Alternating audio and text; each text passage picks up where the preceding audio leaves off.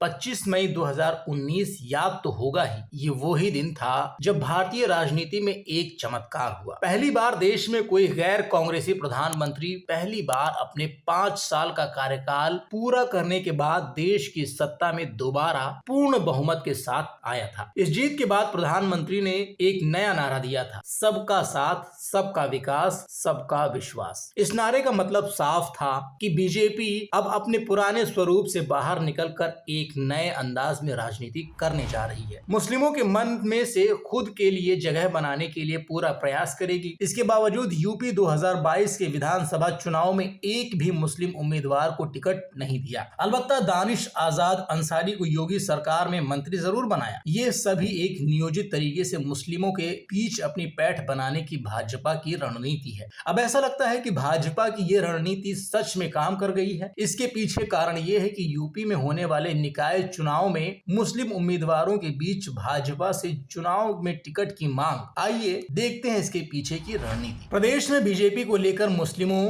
का रुख बदल रहा है। अब वो सपा बसपा से दूर हो रहे हैं और बीजेपी में अपने भविष्य को ढूंढ रहे हैं। उनको भी पता है कि देश प्रदेश में अगर कोई उनका विकास कर सकता है तो वो सिर्फ बीजेपी है। जी हाँ, ये दावा कोई और नहीं बल्कि प्रदेश की सत्ता में काबिज बीजेपी के प्रदेश अध्यक्ष भूपेंद्र चौधरी ने मंगलवार को बिजनौर के सियोहारा में किया है। भूपेंद्र चौधरी ने कहा कि अगर आवेदक दमदार हुआ तो भाजपा मुस्लिमों पर भी चुनावी दांव लगाएगी। बीजेपी हम कमल खिलाने निकले हैं कि अपनी टैगलाइन को लेकर क्षेत्रों में निकल रही है। कार्यकर्ताओं को निकाय चुनाव में प्रदेश के सभी निकाय क्षेत्रों की हर गली हर नुक्कड़ तक कमल खिलाने का संकल्प दिलाया जा रहा है। बूथ प्रबंधन पर जोर है। नगर निकाय चुनाव में पार्टी इतनी बड़ी संख्या में मुस्लिम प्रत्याशियों को मैदान में उतारेगी। दावा किया जा रहा है कि योगी मोदी की जोड़ी ने प्रदेश का राजनीतिक भूगोल बदल दिया है। भाजपा को अछूत मानने वाला यह अल्पसंख्यक समाज अब भाजपा के टिकट की मांग कर रहा है। पार्टी सूत्रों का दावा है कि जिन सीटों पर मुस्लिम समाज का प्रभाव ज्यादा है वहां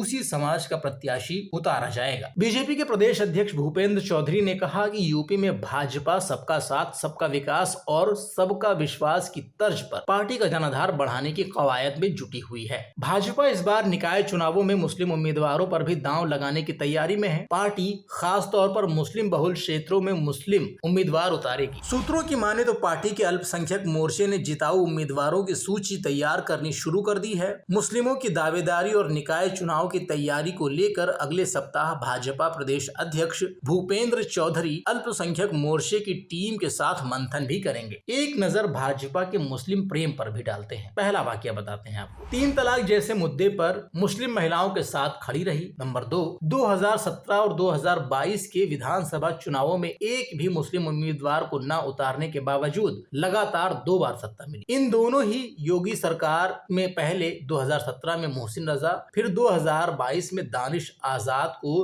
राज्य मंत्री बनाकर भाजपा ने मुस्लिमों के बीच उनकी सरकार होने के संकेत दिए। इसके बाद हैदराबाद में भाजपा की राष्ट्रीय कार्यकारिणी में पीएम मोदी ने पसमानदा समाज को मुख्यधारा से जोड़ने की बात कही थी। सरकार के सभी योजनाओं में मुस्लिमों का ख्याल रखना। नंबर 4, लखनऊ में हुए पसमानदा समाज के सम्मेलन में पहुंचे डिप्टी सीएम ब्रजेश पाठक ने कहा था कि कांग्रेस, सपा और अन्य विपक्षी दलों ने मुसलमानों को सिर्फ वोट बैंक समझा है। 300 वार्डों पर मुस्लिम समाज का बड़ा इम्पैक्ट है। इसका भी विश्लेषण करते हैं। यूपी में करीब 300 ऐसे वार्ड हैं जिसमें मुस्लिम समाज का दबदबा है। इनमें से तमाम सीटों पर भाजपा उम्मीदवार तक नहीं उतारती थी। इसकी 2 वजह थी। पहला, मुस्लिम कैंडिडेट भाजपा के टिकट पर लड़ना नहीं चाहते थे। दूसरा, भाजपा हार के डर से अपना उम्मीदवार तक उतारने से बचती रहती थी। इस बार यूपी में होने वाले नगर निकाय चुनाव के लिए भाजपा कोई कोर कसर नहीं छोड़ना चाहती है। इसलिए यूपी में मुस्लिम बाहुल्य 300 वार्डों में जीत के लिए पसमानदा समाज के इस सम्मेलन को किया जा रहा है और तैयारी इन सभी सीटों पर मुस्लिम उम्मीदवार उतारने की है। वहीं नगर निगमों में 980 पार्षद पदों की तुलना में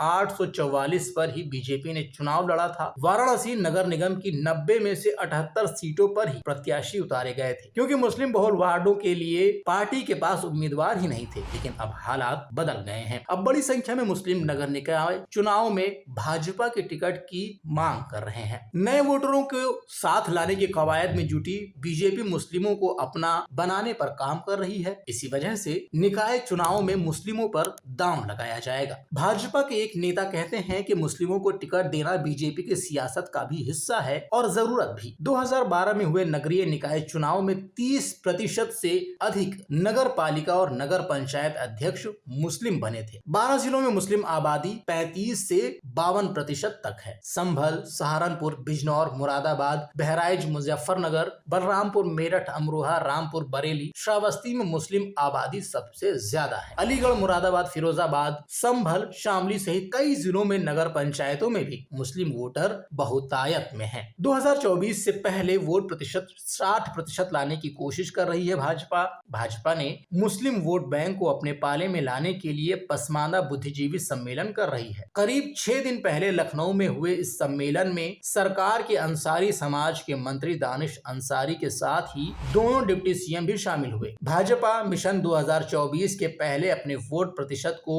यूपी में 60% के आसपास लाना चाहती है। ऐसे में अल्पसंख्यकों पर भी पार्टी का फोकस है। पीएम के आग्रह के बाद पसमानदा मुसलमानों की महत्वपूर्ण आबादी वाले 44,000 से अधिक मतदान केंद्रों की पहचान की है, जहां ध्यान केंद्रित किया जाएगा। ऐसे हर बूथ में पसमानदा मुस्लिम समुदाय के कम से कम 100 लाभार्थियों से बात करने का लक्ष्य है। मोर्चे के प्रदेश अध्यक्ष कुंवर बासित अली कहते हैं कि केंद्र और प्रदेश सरकार की योजनाओं का फायदा पाने वाले ज्यादातर लोग अल्पसंख्यक समुदाय से हैं। विधानसभा क्षेत्रवार देखें तो हर बूथ पर करीब 100 लाभार्थी अल्पसंख्यक समुदाय के हैं। अल्पसंख्यक मोर्चे को इन्हें अपना बनाने की जिम्मेदारी दी गई है। तो इस तरीके से भारतीय जनता पार्टी ने एक नई परिपाटी की शुरुआत की है। जो बीजेपी अभी तक मुसलमानों से दूरी बनाए रहती थी, वही बीजेपी अब मुसलमानों को अपनी पाले में खींचने की कोशिश कर रही है।